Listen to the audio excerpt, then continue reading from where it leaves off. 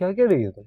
फिर और क्या कहूँ अली, तुम्हें अपनी हर प्रॉब्लम का हल शादी में नजर आता है, लेकिन मेरे लिए ये मुमकिन नहीं है। मुझे बुरा लगा परी। कौन सा अंदाज है बात करने का?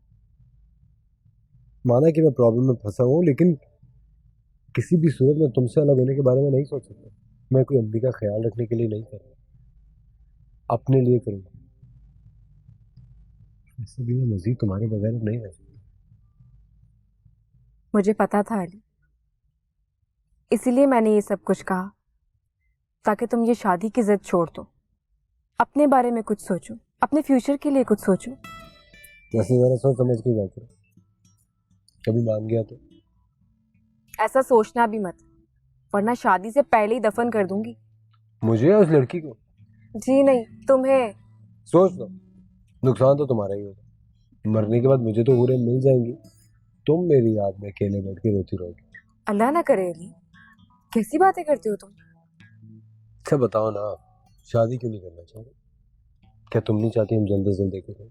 मैं तुम्हें बता चुकी हूँ अली, जिंदगी में कुछ मकसद है मेरे, जिनको मैंने पूरा करना है। उन्हें पूरा किए बगैर मैं तुमसे शादी नहीं कर सकती, और ये बात तुम्हें समझनी होगी।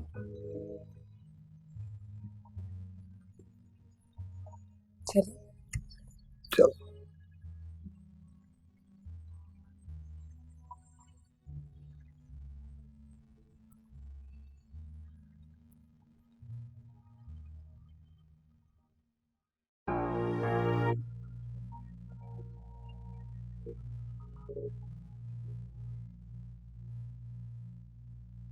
अम्मी,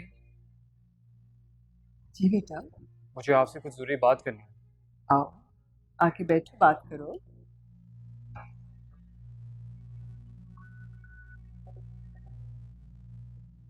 अभी बाहर क्यों चला जाऊं? क्या? आखिर तुम बाहर क्यों जाना चाहते हो? यहाँ रहकर बहुत मुश्किल है अभी कि कुछ कर पाऊं। बाहर के मुल्क जॉब अपॉर्चुनिटीज बहुत ज्यादा हैं अम्मी। बेटा, तुम यही कोई नौकरी ढूंढो।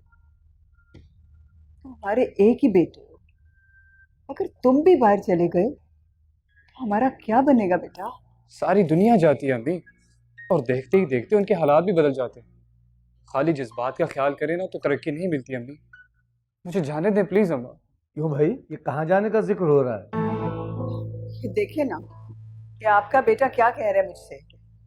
कहता है कि बाहर जाके नौकरी करूंगा। क्यों मियाँ, यहाँ नौकरियां खत्म हो गई है क्या?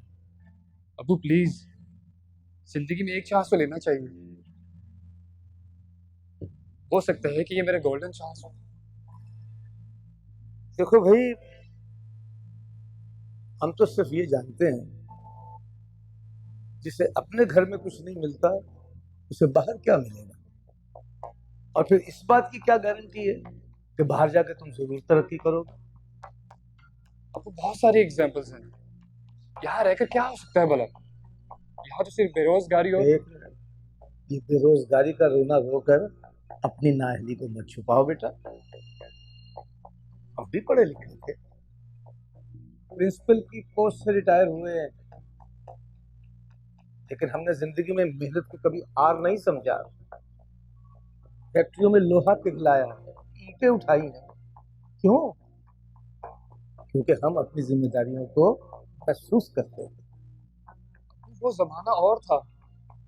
माना नहीं, सोचने का अंदाज बदल जाता है बस। खैर, तुम जहां जाना चाहते हो जरूर जाओ। ऐसा ना हो ना कि तुम्हारे दिल की हसरत दिल ही में रह जाए।